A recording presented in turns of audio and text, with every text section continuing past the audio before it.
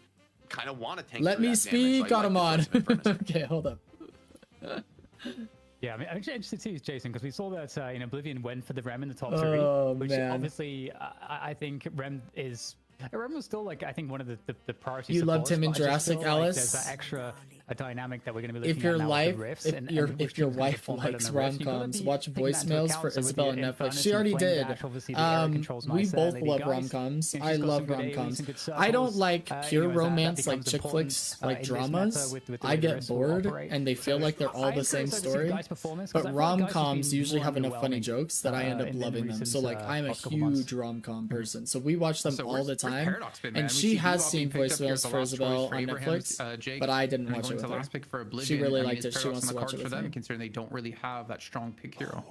Mina Ban is Maybe interesting. they She go does a with the lot of Drifter damage, but instead. she is I do tissue see a paper couple right teams now. actually start to integrate the Drifter Yeah. little by little more into their style. And Ooh, you know, I do Drifter think coming Drifter into the does meta as provide some well, unique and options as a Calico. character. I mean, the blind is I'm really still glad to pretty see this. relevant, I even in feel big like team fights, the even in balancing competitive that play. they've done has But also the widened infinite the scaling, hero infinite gun meta. scaling. Like Drifter more can actually, heroes are I think, viable utilize even it at pro decently play. well. So I'm it's a really glad hero to see who that. you get down to these like messy trade fights, especially with Calico, Silver, Yeah, after the roaming health map, boon setting nerfs, up both Paige opportunities. and Drifter Mina can quietly amass a ton are of stacks and super become squishy. maybe one of the more serious I'm trying to threats think of on the another map hero since that's he like can super squishy now, kinda but I scale can't remember. But yeah, health which definitely boon looks like a nerfs threat. were crazy. Abrahams, though, they've got a pretty mean scaling lineup themselves. They have a ton of late game in their comp, and the Viscous, the Bebop, I think the picks that are kind of designed to ensure that they actually get Paige to that at least point got her health where boons Geist buffed. can really Yeah, come true. online, Mirage can really get those debuffs rolling, and even Infernus, right, getting in towards a late game, getting past the point of just doing insane damage. All right, and, let's see you know, how starting to Oblivion pick up those does. I don't like their unstoppables, comp you know, near as ethereal much as shift, Abrams' these items comp. that I make mean, Infernus Abrams has really hard Bebop to punish pick, and Lady bring Geist down. off carry,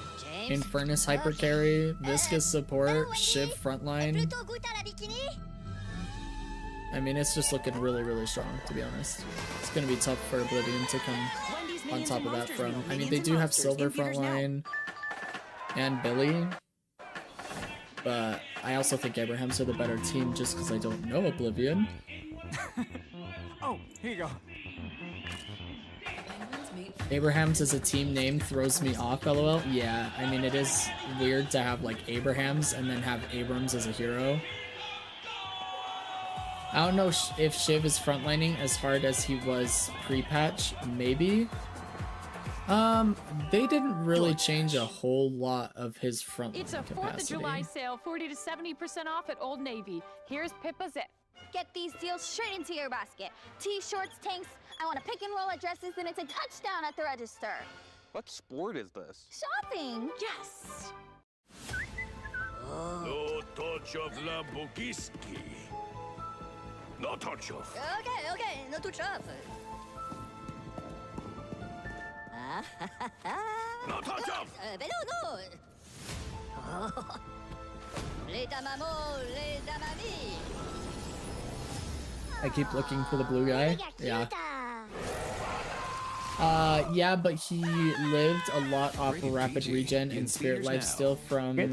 Because there's a lot Don't of know if he options, still has especially that with the level of Q. You sustain. can dash away, like Mirage has tools to escape, like people we'll can see. uppercut you away, guys can health swap The you. thing opponents is can flame dash he's away. now that So I thought he's there's a lot of like with defensive options to prevent Drifter melee from being, scaling. a crazy You're gonna nuisance. see him getting melee lifesteal So do more. seem, you know, I'd say and almost that's gonna decently help us beefy as well. I mean, the sustain. pseudo So I don't beefiness know. I obviously think has he's the gonna cube, as you be mentioned before. feeling about the same. The one It's thing just that a does stand build out to me though, Jake, and looking at playstyle that Oblivion, changed is a that if little you're bit, but I Venator, think you're frontlining gonna is have a still field day. Like realistically, very who's going into that backline possible. against you because you have such a Oh, strong, and they have Mirage as aggressive off front carry as line, well. and then Rem to balance between your tanky heroes. I give a little bit of a weird, you know, connotation to tanky heroes considering He the is global 2 health for me. nerf across the board. Sorry. Oh But no, you you're do good. have a Don't worry about it. 4-man frontline squad with Rem to just jump between the Maul and He Venator, who certainly has, still hits hard. should have all the freedom in the world Yeah, to play with. he definitely still hits Yeah, I hard think and the ease still of execution executes people. probably favors Oblivion in a way, right? Like it feels like their path to success is a little bit more deathball-y, a little bit more of those like, you know, heavy committed group team fights,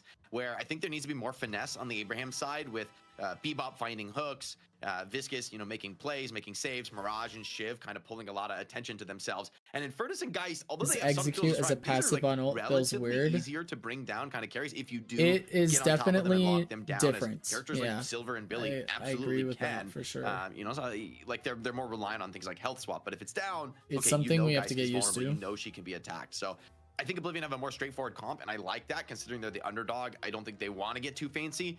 But Abrahams are such a strong team individually and as a unit that I really think the playmaking from Bebop in particular is going to suit them. Also, I'm just very curious to see Shiv, how it feels getting played, like what the build is. I'm sure whatever build, maybe it'll be together. I assume from this draft to be together playing the Shiv. Whatever he builds in this, someone's going to have that build up as like the top build in Deadlock for Shiv within 15 minutes. So together, there's a lot of So Oblivion responsibility has on your double shoulders right now, support, assuming you are the hyper one carry piloting and Shiv. off carry. I guess Yeah, that's Drifter EP. can kind You of be better get on it. I categorized mean, as a you hyper do our carry hero too. builds over in our public Discord He's server, weird. which you guys He can like join. bounces Text message between point hyper Discord in carry the and off channel, carry, but I and feel like actually he's go join more and you hyper can talk to everyone carry. who's watching the show. But this could be. I'm gonna actually ask I like you the guys reason I want to the put him as penultimate in question off here, carry is as I because he's believe we're also just like waiting for one pick or two hero. players to Like get in the lobby. he is